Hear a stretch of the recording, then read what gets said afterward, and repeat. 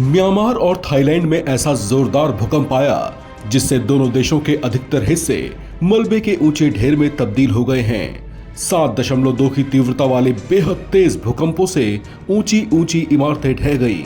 इनमें अब तक 1600 से ज्यादा लोगों के मारे जाने की पुष्टि हो चुकी है। ऐसा लग रहा है जैसे शहर के शहर मरघट बन गए हों। जो खुशकिस्मत थे और इस आपदा से बच निकले, वे बदहवासी के आलम में अपनों की तलाश इमारतों के मलबे में कर रहे हैं।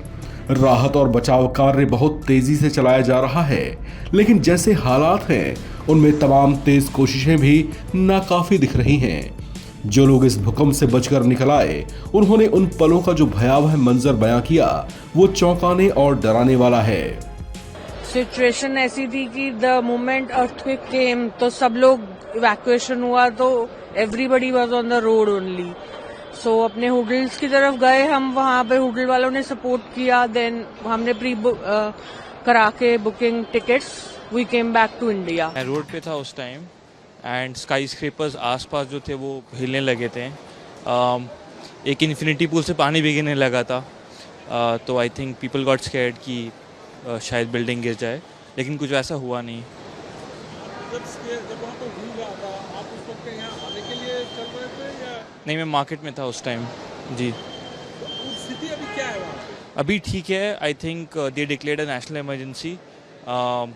पब्लिक ट्रांसपोर्ट बंद था काफ़ी घंटे तक। इवेंचुअली गाड़ी मिलना मुश्किल हो गई थी एयरपोर्ट के लिए, but eventually we got a cab and हम आ सके वापस। भूकंप जब हुआ था तो हम थोड़ा आउटस्कर्ट था बैंकॉक सिटी से, जो मेन सुखम बीच से 6 किलोमीटर आगे में था, दूर में था। तो एक मेरा मीटिंग में था ऑफिस में, तो अचानक 5-7 मिनट से भूकंप हो रहा था। लेकिन बैंकॉक में इतना एक ही बिल्डिंग गिरा है और कुछ नहीं हुआ है। तो जब आप वहाँ से निकले तो हाँ। एयरपोर्ट आने के लिए तो वो ह्यूज जैम था। 1 किलोमीटर रास्ता निकालने के लिए 2 घंटे ट्रैफिक में रुके थे हम। सरकार की तरफ से सारी हेल्प मिली? नहीं, लेकिन कोशिश कर रहा था। म्यांमार में शुक्रवार को आए भूकंप ने भयानक तबाही मचाई है। कई जगहों पर बड़ी बड़ी बिल्डिंगों को नुकसान पहुंचा है। पूरे देश में हालात बेहद गंभीर नजर आ रहे हैं। ऐसे में भूकंप पीड़ितों की मदद के लिए भारत आगे आया है। म्यांमार में भूकंप के कई झटके महसूस किए गए। इनमें से एक झटका 7.2 की तीव्रता का था।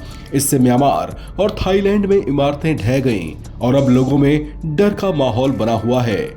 नेशनल सेंटर फॉर सिस्मोलॉजी के मुताबिक 7.2 की तीव्रता वाले भूकंप के बाद से लगातार आफ्टर शॉक्स जारी हैं।